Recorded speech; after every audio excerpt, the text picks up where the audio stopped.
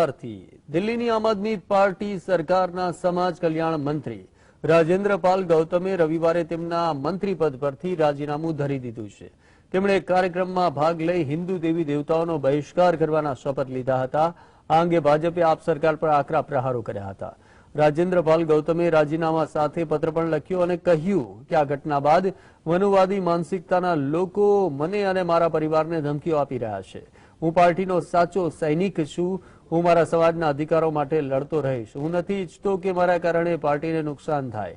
હું રાજેન્દ્ર પાલ ગૌતમ સાચો દેશભક્ત અને દિલથી આંબેડકરવાદી છું। દરરોજ જ્ઞાતિ ભેદભાવની ઘટનાઓથી મારું હૃદય છિન્ન ભિન્ન થાય છે। के मुद्दा बना के जिस तरह भारतीय जनता पार्टी मेरी पार्टी को और मेरे नेता अरविंद केजरीवाल को बदनाम करने की कोशिश कर रही है, इससे मैं आहत हुआ हूं। क्योंकि एक तरफ हमारे बहन बेटे की इज्जत लूट के हत्या हो रही, उस पर तो वो नहीं बोलते। आपने लिखा है मैं आज 2 बंधनों से मुक्त हुआ। हाँ, मैं जो एक मंत्री के तौर पर जो समाज के हक अधिकार की लड़ाई को जिस मजबूती से रोड पे लड़ना चाहिए, उसमें मंत्री के तौर पे कहीं ना कहीं बंदिश होती है। तो आज मैं अपने आप को मुक्त महसूस कर रहा हूं।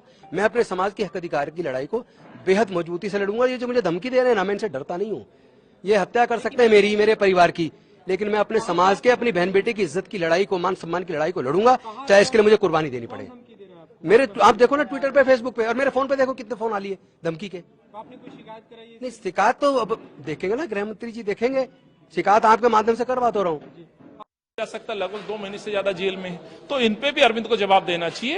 और इनके चरित्र को आप देखिए, समाज को बांटने का काम ही करते हैं। अरविंद बातें कुछ करते हैं, काम कुछ और कराते हैं। आप जब देखे कई ऐसे मौके थे जहां अरविंद ने चुप्पी साध ली। दिल्ली में दंगे हुए, अरविंद चुप थे। सीएनआरसी के अंदर आवाज उठ रही थी, अरविंद चुप थे। आज राजेंद्र पाल गौतम का जो इस्तीफा हुआ है, ये दर्शाता है कि समाज को किस तरह का माहौल ये दिल्ली में बनाना चाहते। पूरी की पूरी आरएसएस के एजेंडे पे चलने का काम अरविंद कर रहे हैं, यही मैं कहना चाहता हूं। ઉદ્ધવ ઠાકરે જૂથે કેન્દ્રીય ચૂંટણી મંચને પત્ર મોકલ્યો છે। આ પત્રમાં તેમણે ઠાકરે જૂથ વતી પાર્ટીના 3 નવા નામ, 3 નવા ચૂંટણી ચિહ્ન સાથે સંબંધિત સૂચનો મોકલ્યા છે।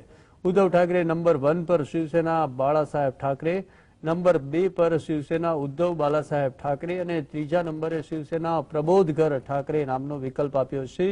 એ જ રીતે ત્રિશુલ, ઉગતા સૂરજ અને મશાલને પક્ષના ચિહ્નો તરીકે આપવામાં આવ્યા છે।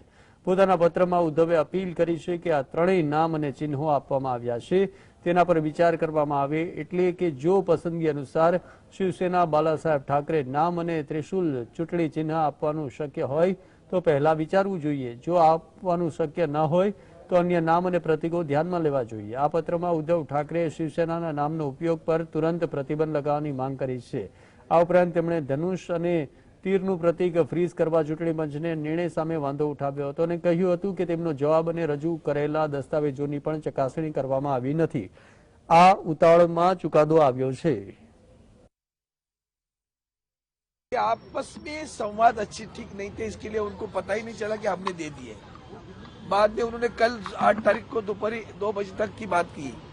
अब सुनवाई कुछ भी नहीं हुई, निर्णय ले गया और निर्णय लेकर उन्होंने हमारा जो चुनाव चिन्ह है उसको फ्रीज कर दिया।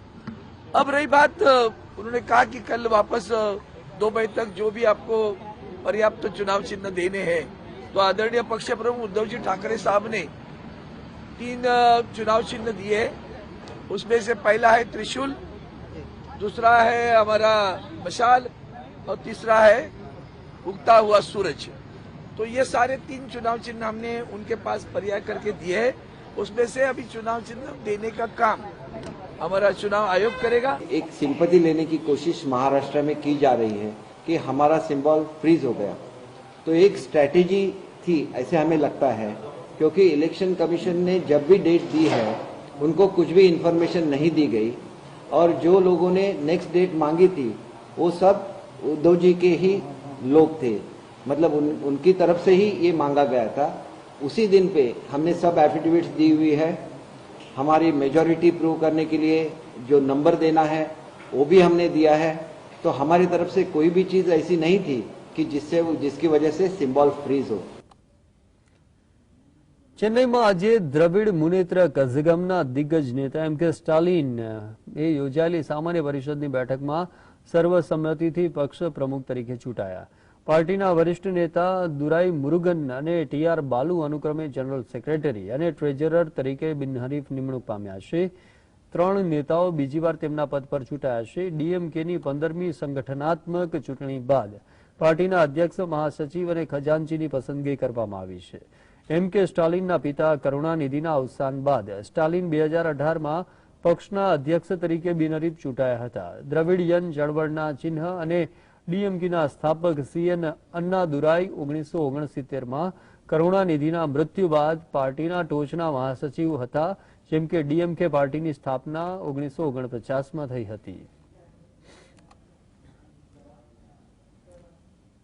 બિહારના સીએમ નીતિશ કુમાર અને ચૂંટણી રણનીતિકાર પ્રશાંત કિશોર વચ્ચે શબ્દ યુદ્ધ ચાલી રહ્યું છે. નીતિશે પીકે પર ભાજપના એજન્ડા પર કામ કરવાનો આરોપ લગાવ્યો, જ્યારે બીજા દિવસે પ્રશાંતે પણ પલટવાર કર્યો. પ્રશાંતે કહ્યું કે હવે નીતિશ કુમારની ઉંમર થઈ ગઈ છે, જેના કારણે તેઓ બોલે કંઈક છે અને કરે કંઈક છે. પીકે કહ્યું કે નવી સરકાર બની ત્યારથી નીતિશને કંઈ સમજણ પડી રહી નથી, તેથી તેઓ તેમની પાસેના લોકો પર પણ વિશ્વાસ કરી શકતા નથી. તેથી જ નીતિશને અલગ પડી જવાનો ડર છે. ભાજપના એજન્ડા પર પીકે કહ્યું કે જો હું ભાજપના એજન્ડા પર કામ કરતો હોઉં તો કોંગ્રેસને મજબૂત કરવાની વાત કેમ કરું. और एक बात तो अच्छी तरह जान ही न गए हैं भाई, हम तो दिल्ली में भी अब पटना में भी करा दिए, कह दिए एक बार, हम क्या रोज रोज बोले. वो मेरे साथ रहता था, मेरे घर में रहता था, क्या हम बोले. अब जिसको जहां जाना है अब जाना है. एक बार बीच में वो बोलता है, हमको बीच में आकर के कह रहा था कि अपना पार्टी को कांग्रेस पार्टी में मर्ज कर दीजिए. आप ही देखिए, उन्होंने कहा कि मैं भाजपा के एजेंडे पर काम कर रहा हूं, और उसी के साथ ये भी कह दिया कि मैंने उनको कहा कि आप कांग्रेस में अपने दल का विलय कर दें. दोनों बात तो कैसे संभव है. अगर मैं भाजपा के एजेंडे पर काम कर रहा हूं तो मैं कांग्रेस को मजबूत करने के लिए क्यों कहूंगा कि जदयू कांग्रेस में मर्ज कर जाए. और अगर दूसरी बात सही है तो पहली बात सही नहीं होगी. तो ये उम्र का असर है. अंग्रेजी में वर्ड जो है थोड़ा डिल्यूजनल हो गए हैं, घबराहट भी है.